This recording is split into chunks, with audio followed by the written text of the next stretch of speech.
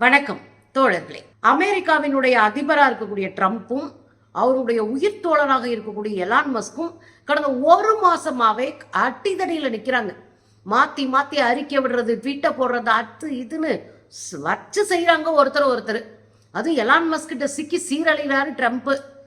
அதுலயும் ட்ரம்ப்பை பார்த்து Elon Musk என்ன சொல்றாரு, நான்லாம் இல்லைன்னா நீ எல்லாம் அதிபராகவே ஆயிருக்க மாட்ட, அதிபரை தூக்குங்கய்யா, தூக்கி எறி, இதெல்லாம் வச்சுட்டு நாடை ஒன்றும் பண்ண முடியாது அப்படின்னு போன புக்கில் சைட்டு மாடைக்கு திட்டிகிட்டு இருக்காரு. பாலியல் குற்றச்சாட்டையும் வச்சிருக்கிறாரு. ஏற்கனவே ட்ரம்ப் மேலே பாலியல் குற்றச்சாட்டு எக்கச்சக்கமாக இருக்குது. அதில் குழந்தைகள் மீதான பாலியல் சுரண்டல்லையும் அவர் பேர் இருக்கு அப்படின்னு சொல்லி கடுமையான தாக்குதல் நடந்திருக்கு. என்ன நடக்குது அமெரிக்காவில்? எலான் மஸ்க்கு இந்த ட்ரம்ப் எப்படியாவது அதிபராயிரணுன்றக்காக $100 மில்லியன் வந்து செலவழிச்சார். இவருக்காக எக்கச்சக்கமாக செலவழிச்சாருன்னு வச்சுக்கோங்களேன். செலவழிச்சாரு, டொனேஷன் கொடுத்தாரு, எல்லாம் பண்ணார். எங்கெல்லாம் ட்ரம்ப் போய் பிரச்சாரத்துக்கு போறாரோ அங்கெல்லாம் இவரும் போய் நின்று பிரச்சாரத்தை பயங்கரமாக செஞ்சாரு. அதுக்கு நிறைய பணம் செலவழிச்சாரு. இவருடைய நண்பர்களையெல்லாம் வச்சு ட்ரம்ப்புக்கு ஆதரவாக திரும்ப திரும்ப திரும்ப திரும்ப பேச வச்சார். இப்படி பல விஷயங்களை எலான் மஸ்க் ட்ரம்ப் ஜெயிக்கணும் அப்படின்றதுக்காக செஞ்சுக்கிட்டே இருந்தார். ட்ரம்ப் ஜெயிச்சதுக்கு எலான் மஸ்க்கும் ஒரு காரணம் அப்படின்றத மறுக்கவே முடியாது. அப்படி இருந்ததுனால வந்த உடனே எலான் மஸ்க் தான் எனக்கு எல்லாமே, என் நண்பன், நான் எதை வேணாலும் என் நண்பனுக்காக செய்வேன் அப்படின்னு சொல்லிட்டு புதிய துறையவே உருவாக்குனாரு Trump. Department of government efficiency அப்படின்னு ஒரு துறையை உருவாக்கி எப்படி செலவினங்களை எல்லாம் கட்டுப்படுத்துவது அப்படின்னு இவரை தலைவராக போட்டு, அந்த குழுவுக்கான தலைவராக போட்டு, அந்த துறைக்கான தலைவராக போட்டு, இயக்குனராக போட்டு முடிச்சிட்டார். அப்படியே எங்கே பார்த்தாலும் எலான் மஸ்க் ஆலோசனை சொல்ல, ட்ரம்ப் கேட்க, எலான் மஸ்க் ட்ரம்ப் வீட்டுக்கு குடும்பத்தோட போக, சாப்பிட, ஒரு பயங்கரமான அப்படியே அண்ணன் தம்பிங்களா நண்பங்களா அப்படி கட்டி பிடிச்சிட்டு நின்றுட்டு இருந்தாங்க. கடந்த ஒரு வாரமாக கட்டி பிடிச்சி உருள்றாங்க, மல்லு கட்டிட்டு நிற்கிறாங்க. இன்னும் எவ்வளோ பண்ணவங்களா, எதுக்கு ஏன் மல்லு கட்டிட்டு இருக்கிறாங்க அப்படின்னா பல காரணங்கள் உண்டு. தொடர்ந்து ட்ரம்ப் எடுத்த முக்கிய முடிவுகள், அதுலயும் குறிப்பா பல விஷயங்கள்ல தன்னை தாண்டி போயிடுவாரோ அப்படின்ற பயம் ட்ரம்ப்புக்கு வந்துருச்சு. எலான் மஸ்க் இங்க சீனா மேல போர் தொடுக்கணும், அப்படி ஒருவேளை போர் தொடுத்தா நம்ம என்னென்ன ஆயுதங்களை எல்லாம் வச்சுக்கணும் அப்படின்னு ஒரு பென்டகன்ல போய் ஒரு ட்ரையல் பார்த்துருக்காரு, ஒரு பெரிய பேச்சுவார்த்தை நடத்திருக்காரு. உங்களுக்கு தெரியும், பென்டகன் அப்படின்றது அமெரிக்காவினுடைய ராணுவ ஆயுதங்கள் தயாரிக்கிற ஒரு இடம் தான் பென்டகன். அங்க தயாரிச்சு தான் உலகம் பூரா வித்துட்டு இருக்கான். ராணுவத்துல ஆயுதம் விற்கிறதே அவங்க பொழப்பா போச்சு. உலகம் பூரா சண்டை இழுத்து விடுறதே இந்த ஆயுதத்தெல்லாம் விற்கிறதுக்கு தான். அந்த பென்டகன்ல தான் போய் யார் பேசுறா, எலான் மஸ்க் ஒருவேளை சீனாவோட சண்டை போறதா இருந்தா என்ன மாதிரி ஆயுதங்களை எல்லாம் நம்ம வாங்கணும், தயாரிக்கணும், பயன்படுத்தணும் பேசியிருக்காரு. இதுக்கு முன்னாடியே இதை குறித்து ட்ரம்ப் கிட்டையும் பேசிட்டாரு. இது கசிஞ்சு வெளியே வந்த உடனே ட்ரம்ப் ஒரே அடி அடிச்சிட்டாரு. அப்பா எனக்கு இதுக்கு சம்மந்தமே இல்லப்பா, என்கிட்ட இருந்தாலும் கேட்கவே இல்லை அப்படின்னு ஒரே அடி அடிச்சிட்டாரு ட்ரம்ப். இதுக்கு எலான் மஸ்க்கு கடுப்பாயிட்டுச்சு. நம்ம கேட்டுட்டு செய்யறோம், நம்ம டிஸ்கஸ் பண்ணிட்டு செய்யறோம், ஆனா போற போக்குல தன்னைத்தானே காப்பாத்திக்கிறதுக்கு நம்மள கோர்த்து விட்டு போறானே அப்படின்னு ஒரு கடுப்பு இருந்துச்சு. இன்னொரு பெரிய கடுப்பு எதுல வந்தது, கடைசியா வெறுப்பே வந்தது எதுல அப்படின்னா, அமெரிக்காவில் ட்ரம்பால புதிய வரி குறைப்பு மசோதா தாக்கல் செய்யப்பட்டிருக்கு. ஒன் பிக் பியூட்டிஃபுல் பில் அப்படின்ற பேர்ல ஒரு வரி குறைப்புக்கான ஒரு பில்ல ஒரு இதை தாக்கல் பண்ணியிருக்காரு. அதை கவுன்சில்லாம் இது பண்ணி அது என்ன பண்ணலாம், இதனால நாட்டுக்கு என்ன ஆகணும், இப்போ டிஸ்கஷன்ல போயிட்டு இருக்கு அந்த பில்லு. இதுல என்ன பிரச்சனை ஆகி போச்சுன்னா, எப்படி நீ இந்த பில்லை தாக்கல் பண்ணலாம் அப்படின்னு கடுப்பாயிட்டாரு. எப்படி தாக்கல் பண்ண முடியும், இந்த பில்லு வந்துச்சுன்னா என்ன ஆகும், பணக்காரனுக்கு பணம் அதிகமா சேர்ந்துட்டே இருக்கும், இல்லாதவங்க மிடில் கிளாஸ்ல இருக்கிறவங்களுக்கு ரொம்ப வறுமையெல்லாம் போக மாட்டாங்க, ஓரளவுக்கு சேமிப்பாங்க. ஆனா பெரிய அளவுல இந்த பில்லால லாபம் அடைய போது பணக்காரங்க. இந்தியா மாதிரி தானே, பணக்காரங்களுக்கு $12,660 மில்லியன் குறையும், வரி குறைப்பு. வரியை குறைச்சோன்னே அவன் வரி அவன்கிட்ட எடுக்க முடியாது, அவன் ஜாலியா பணத்தை சேமிச்சு வச்சுக்குவான். நடுத்தர வர்க்கத்துக்கு 1000 சில்லற கோடி ரூபா, 1000 சில்லற மில்லியன் நடுத்தர வர்க்கம் சேவ் பண்ண முடியும். இப்ப என்னையா பண்றது அப்படின்னா, இது என்ன எஃபெக்டை ஏற்படுத்தும் அப்படின்னா, துண்டு விழும்.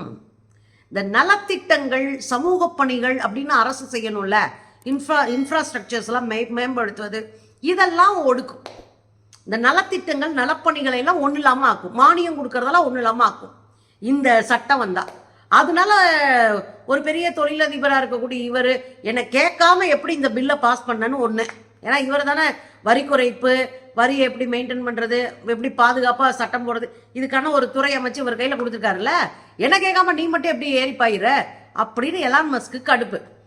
அப்ப இந்த சட்டம் வந்தா என்ன மாதிரியான பிரச்சனைகள் வரும்? மருத்துவம், உணவு, வீட்டு வசதி இதெல்லாம் மிடில் கிளாஸ்க்கு கிடைக்காம போகும். மருத்துவம், உணவு, வீட்டு வசதி இதுல பெரிய துண்டு விழும். இதுல பணம் போட முடியாத அரசால. அப்ப அரசால போட முடியல அப்படின்னா இந்த பிரச்சனையை மக்கள் எதிர்கொள்ளும்படியா வைக்கும். மானியம் கொடுக்கிற எல்லாமே அப்படியே ஸ்டாப் ஆயிடும். அதனால அது பெரிய பின்னடைவை இந்த சமூகம் சந்திக்கும். இன்னொன்னு, வரி குறைப்பால அரசுக்கு துண்டு விழுகிறதுனால அரசினுடைய செயல் திட்டங்களை நடத்த முடியாம போகும். அது மிகப்பெரிய கடன் சுமையை உண்டாக்கும். இப்படி பொருளாதார வல்லுநர்கள் எக்கச்சக்கமான கதையை சொல்றாங்க. இந்த பில்லுக்கு பின்னாடி இருக்கிற கதையை சொல்றாங்க. இதுல இருந்து கடுப்பாய் போய் எலான் மஸ்க் பயங்கரமா கோபம் அடைஞ்சாரு. அதை விட தாண்டி நம்மாலை ட்ரம்ப் கடுமையா கோபம் பண்றாரு. அப்ப ட்ரம்ப் சட்டுன்னு அடிக்கிறாரே, உனக்கு இதுவரையும் கொடுத்துட்டு இருக்கிற மானியத்தை பூரா நான் கட் பண்ண போறேயா, எலான் மஸ்க் நிறுவனத்துக்கு நான் கொடுத்துட்டு இருக்கிற மானியத்தை கட் பண்ணாலே செலவு குறையும், எங்களுக்கு வருமானம் கிடைக்கும் அப்படின்னு ஒரு அடி அடிக்கிறார். உடனே எலான் மஸ்க் என்ன அடிக்கிறார் தெரியுமா? அப்படியா, நீ எனக்கு கொடுக்குற மானியத்தை கட் பண்ண போற, ரைட்டு, அப்படி டிராகனை நான் கட் பண்ணிட்டு போறேன். என்னது, டிராகனை கட் பண்ண போறீங்களா? அது வேற ஒன்றும் இல்லைங்க, இவங்க ஸ்பேஸ் எக்ஸ் அப்படின்ற நிறுவனமே எலான் மஸ்கோடைய நிறுவனம் தான். இந்த ஸ்பேஸ் எக்ஸ் என்ன பண்ணுது அப்படின்னா ராக்கெட் தயாரிக்கிற வேலையை பார்க்குது. நீங்க அமெரிக்காவில இருந்து போய் ரொம்ப நாளா மேல மாட்டிக்கிட்ட 6 விண்வெளி ஆய்வாளர்களை மீட்கவே முடியல. 1 வருஷத்துக்கு மேல அங்கதான் இருந்தாங்க. மீட்டது யாருடைய நிறுவனம்? எலான் மஸ்கோடைய ஸ்பேஸ் எக்ஸ் தான் போய் அவங்கள மீட்டு கொண்டு வந்தது உயிரோட. இன்னொரு விஷயம், எலான் மஸ்கோடைய இந்த ஸ்பேஸ் எக்ஸ் நிறுவனம் தான் $4.9 மில்லியன் அளவுக்கு அமெரிக்க அரசோட ஒப்பந்தம் போட்டிருக்கு. இந்த டிராகன் அதெல்லாம் அனுப்புறது, அவங்க கூட்டிட்டு வர்றது, இதுக்கெல்லாம் இந்த அமெரிக்கா மட்டும் இல்ல, 22க்கும் மேற்பட்ட நாடுகள் இந்த எலான் மஸ்கை நம்பிதான் இப்ப இருக்கு. விண்வெளி ஆய்வுல இவங்க அனுப்புற விண்வெளி அந்த மனுஷங்களை வச்சு அனுப்புற அந்த அத்தனை எக்யூப்மெண்ட்டையும் தயாரிச்சு வச்சிருக்கிறது எலான் மஸ்க் தான். இப்ப அவர் தான் போய் அங்க இருந்து விண்வெளி வீரர்களை காப்பாத்தி கூட்டிட்டு வந்தது. அதனால என்ன சொல்றாரு, நான் டிராகனை நிப்பாட்டிட்டு போறேன்றாரு. கதற ஆரம்பிச்சிட்டாங்க. எல்லா அரசும் கதற ஆரம்பிச்சு, நெட்டிசன்கள் கதற ஆரம்பிச்சிட்டாங்க. ஏயோ, ஸ்பேஸ் எக்ஸ் இது பண்ணிட்டேன்னா 22 நாடுகளுக்கு மேல விண்வெளி ஆய்வுல பின்னடைவு ஏற்படும், ஏதாவது பிரச்சனைனா உதவி கால இல்லாம போகுது, மனிதாபிமானம் இல்ல அப்படின்னு சொன்ன பிறகு மக்கள் சொல்றதுனால டிராகனை இப்போதைக்கு நான் நிறுத்தல அப்படின்னு ஒரு பதிவு போட்டிருக்காரு. நேத்து என்ன போட்டிருக்காருன்னா, 80% மிடில் கிளாஸ் இருக்கக்கூடிய அமெரிக்காவில் மிடில் கிளாஸ்க்குன்னு புதிய கட்சி தொடங்க வேண்டிய காலம் வந்துருச்சோ அப்படின்னு ஒரு போட, அது ஒரு சர்வே மாதிரி போய் எக்கச்சக்கமா ஆமான்னு போட, அது வேற ட்ரம்ப்புக்கு வைத்த வழியே கிளப்பிருச்சு. ஏன்னா இது புது கட்சி ஆரம்பிக்க போறான்னா உலகத்துல பணக்காரன் எக்கச்சக்கமான கோடி லட்சம் கோடி வச்சிருக்கிறான். விண்வெளி ஆய்வுல உலக நாடுகளை இந்த தனிநபர் நம்பி இருக்கு, இவருடைய நிறுவனத்தை நம்பி இருக்கு. இப்படியான சூழ்நிலையில பாருடான்னு அடிக்கிறப்பல எலான் மஸ்க். அப்ப மக்களுக்காக நான் டிராகனை நிறுத்தல அப்படின்னு சொன்னவரு முதல்ல இந்த ட்ரம்ப் மாதிரியான அறவேக்காட்ட பதவியில இருந்து நீக்குங்க.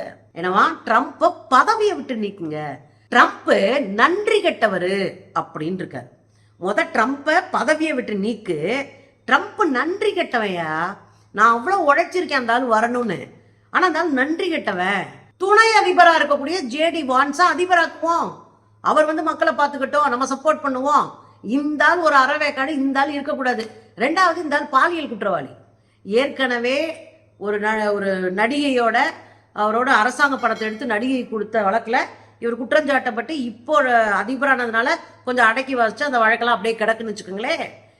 இவர் ஏற்கனவே பெண்களை பாலியல சுரண்ட வழக்குலையும் அரசு பணத்தை அந்த பெண்களுக்கு கொடுத்த வழக்குல இருக்காரு. இன்னொரு முக்கியமான வழக்கை இன்னைக்கு போட்டு உடைச்சிருக்காரு எலான் மஸ்க்.